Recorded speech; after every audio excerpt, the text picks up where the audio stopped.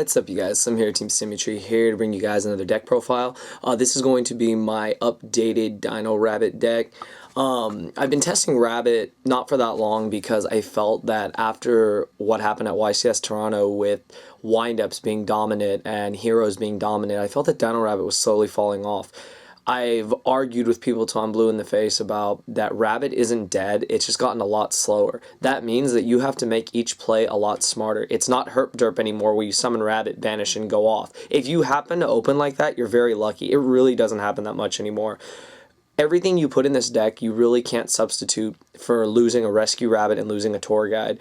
I feel that that really did hit the deck hard, and a lot of people, unless you played Dino Rabbit, wouldn't understand that, but it did slow down the deck quite a bit. The deck is still good, don't get me wrong. The deck can still open Rabbit. The deck can still open Rabbit Tour Guide. You can open Broken. Like, any deck can open Broken. Windups just are better at it. They have three Shark, they have 2 to 3 Magician, they have the Factory, they have the Rabbit, they have all the plays. Dino Rabbit needs to open no vanillas with the Rescue Rabbit, with the Tour Guide, and with Protection. If you don't open like that, you're going to have a hard time getting your Lagias and Doklas off. But anyways, this is the new version that I'm running right now.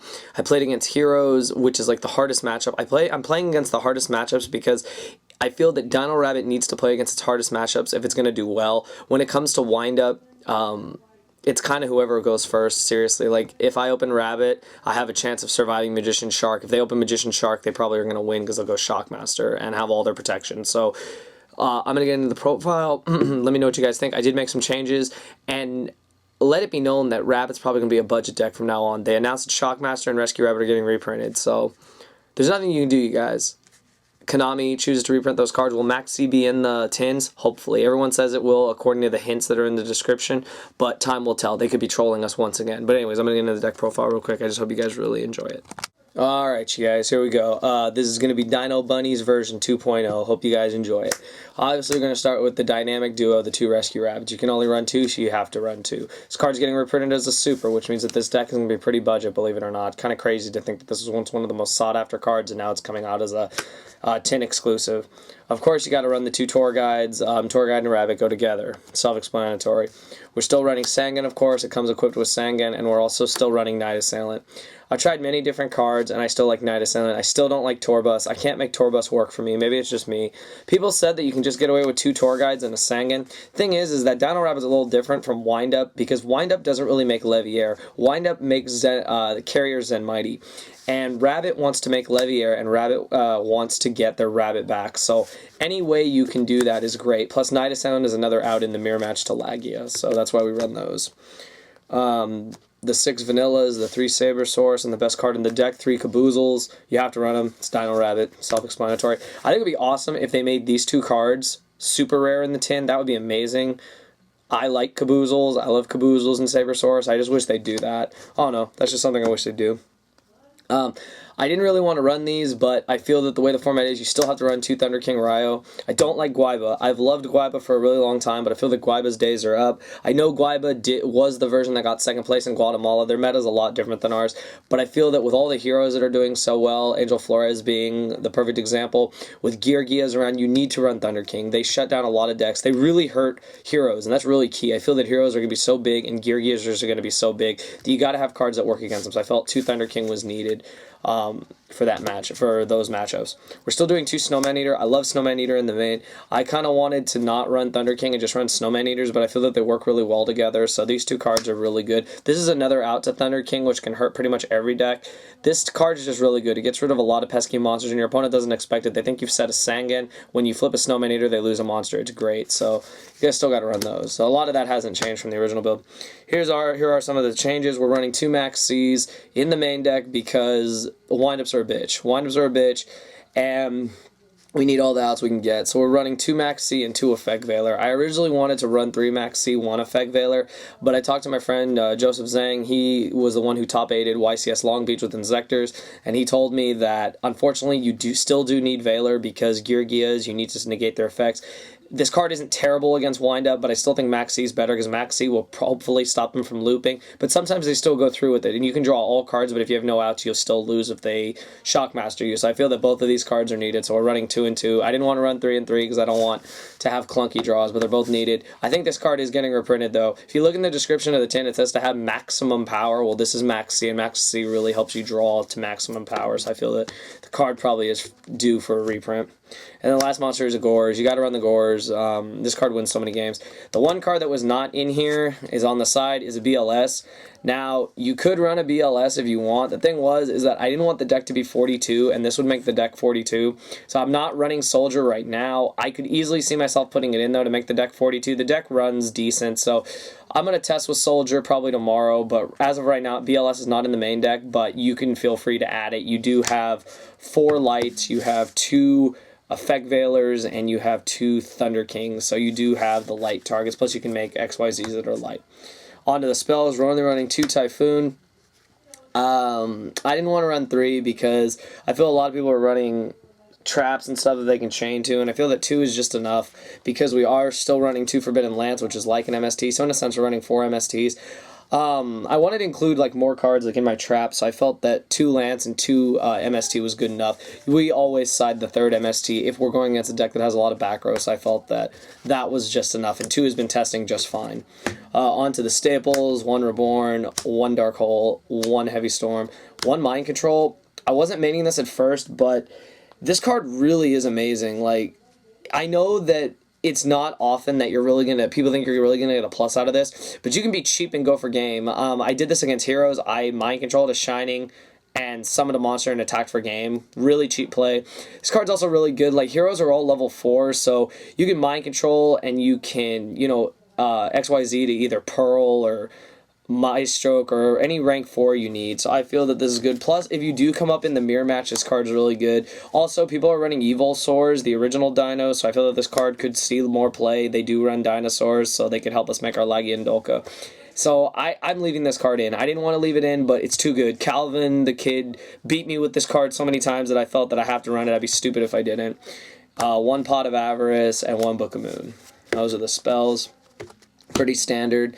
Nothing out of the ordinary. No Soul Takers, no Smashing Grounds. All that stuff is like for the side deck. Onto the traps, just 1 Mirror Force, 1 Torrential. I'm not running 2 and 2.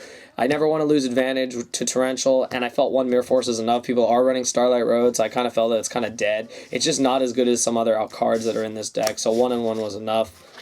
I'm also only running 1 D Prison. I was running 2, but I've noticed that a lot of decks, if they're running Heroes, if they're running a Hero Lives build, they're using Night Beam, and they just Night Beam this away, they MST this away. This card gets hit a lot. I like 1 D Prison. It's kind of like a tech, but not really. It's good. It's good in a lot of matches, but some matches is not that great. People are running 2 to 3 Typhoon, and some are running Night Beam and Typhoon, so I feel that the least cards you can have that are not chainable, the better, so we're only running 1 of those. And of course the 1 Judgment, along with the 2 warnings for the Solemn Brigade. You got to run them. I'm still running 2 Bottomless. This card, I'm realizing, is only good like against Heroes when they make their fusions.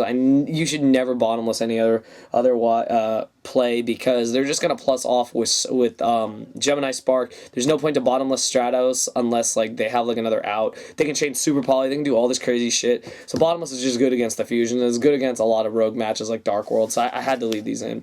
And then the last 2 cards that Zeng again told me to run that I do really like are 2 Compulse. This card is like amazing. If you guys remember my Malevich deck profile, I included 3 in the main board. This card is just too good. This card has so many functions. Kills an XYZ instantly, saves Rabbit, goes for game by end phasing the monster back to the hand, stops a lot of plays. Really good against Heroes, good against Shining, good against mostly Shining, because Shining is the real problem. That fucker gets to 3200 and it's like, well, I need to get rid of it. So these are outs, these are outs, the 1 Bottomless is an out. So I mean, any out we can have, the better. I just didn't want to over clunk the deck. So that is the whole deck, you guys. It's 41 cards. Like I said, the only card that wasn't in the main deck is BLS. And the people may wonder, where's the Grand Mole? I had to take Grand Mole out. Grand Mole's too slow this format. I wanted to make it work. I tried to make it work. Unless you have a Lagi on board, Grand Mole isn't really serving a purpose because you would have to Grand Mole and hope it survives, and if it gets warning, I mean, you're kind of out of luck. So Grandma's not in here right now, but this is only version 2.0, so it could change in the future.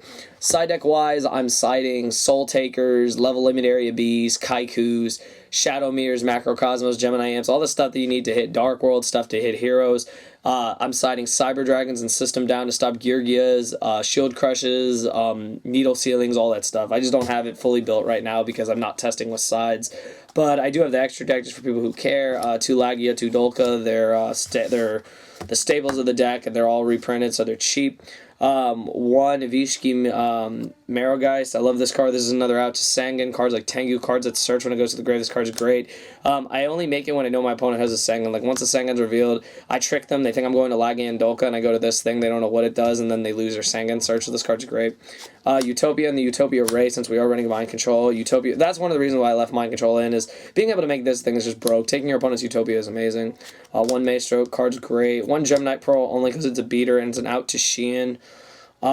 Best rank 4 ever, Photon Butterfly Assassin. This card's amazing. Pappy is fucking amazing. Like I told you guys, I'll never not run this card. Onto the rank 3s, Zenmaines, Leviathan, Leviair, Asagul, and Temtempo. That's it. Very standard.